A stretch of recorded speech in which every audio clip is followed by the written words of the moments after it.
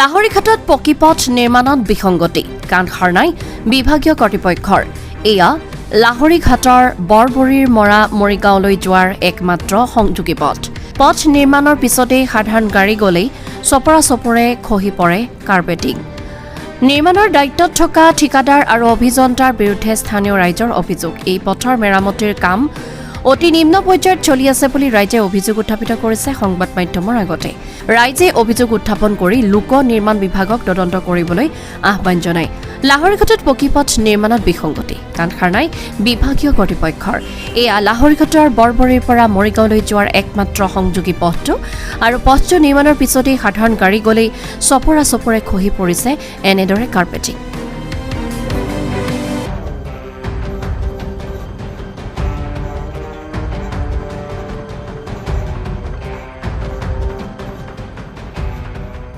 চাৰিআলিৰ পৰা মৰিগাঁৱলৈ যোৱা গড়কাপ্তানি পথ দেখা গৈছে, নতুনকৈ নিৰ্মাণ হৈছে। কি পথটো সুন্দৰকৈ নিৰ্মাণ হৈছেনে, কি ক'ব?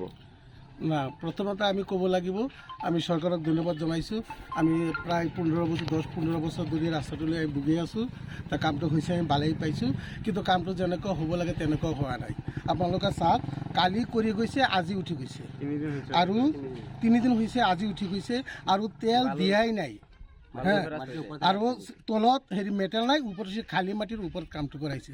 গতিকে আমি ডিপাৰ্টমেণ্টক আমি অনুৰোধ জনাইছোঁ, কামখিনি ভালে ভালে হ'ব লাগে। এইটো ৰাস্তা দৰকাৰীও, বিৰাট জৰুৰী ৰাস্তা। আমি বহুত দিন ধৰি ভুগি আছোঁ। গতিকে কামটো ভালে ভালে হ'ব লাগে। কামটো যেনেকৈ হ'ব লাগে তেনেকৈ হোৱা নাই, তেনেকৈ হোৱা নাই। একেবাৰে তেল দিয়াই নাই, কামটো একেবাৰে নিম্নস্তৰৰ কাম হৈ আছে, নিম্ন পৰ্যায়ৰ। নিম্ন পৰ্যায়ৰ।